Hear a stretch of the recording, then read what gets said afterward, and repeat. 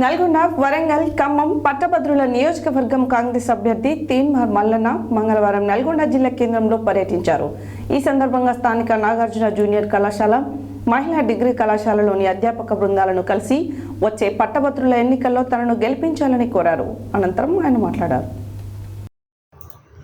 నల్లగొండ, వరంగల్, ఖమ్మం పట్టభద్రుల నియోజకవర్గం కాంగ్రెస్ అభ్యర్థి తీన్మార్ మల్లన్న మంగళవారం నల్లగొండ జిల్లా కేంద్రంలో పర్యటించారు.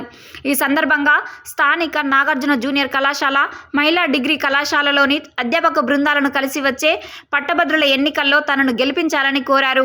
అనంతరం బీసీ సంఘాలను, విద్యార్థి సంఘాలు, విద్యావంతులను ఓటు అభ్యర్థిస్తూ తన గెలుపుకు సహకరించాలని కోరారు. ఈ సందర్భంగా వారు తీన్మార్ మల్లన్నతో మాట్లాడుతూ గతంలోనే ఎమ్మెల్సీగా గెలిపించుకోలేకపోయినా బాధను ఇంతవరకు మేము మర్చిపోలేదని, రాబోయే పట్టభద్రుల ఎన్నికల్లో పట్టభద్రుల సత్తా ఏంటో చూపిస్తామని, ఈసారి తీన్మార్ మల్లన్నకు ఎదురు లేకుండా అత్యధిక మెజార్టీతో గెలిపించే విధంగా ప్రణాళికలు సిద్ధం చేసుకున్నారని పట్టభద్రులు తెలిపారు.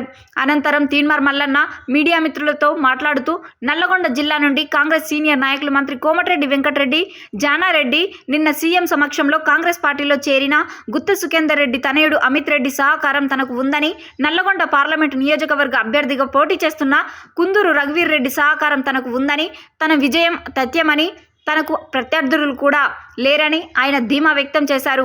వచ్చే నెల 3వ తేదీ నా భారీ ర్యాలీతో నామినేషన్ వేయబోతున్నానని, అభిమానులు, కాంగ్రెస్ కార్యకర్తలు పెద్ద ఎత్తున పాల్గొని మద్దతు తెలపాలని కోరారు.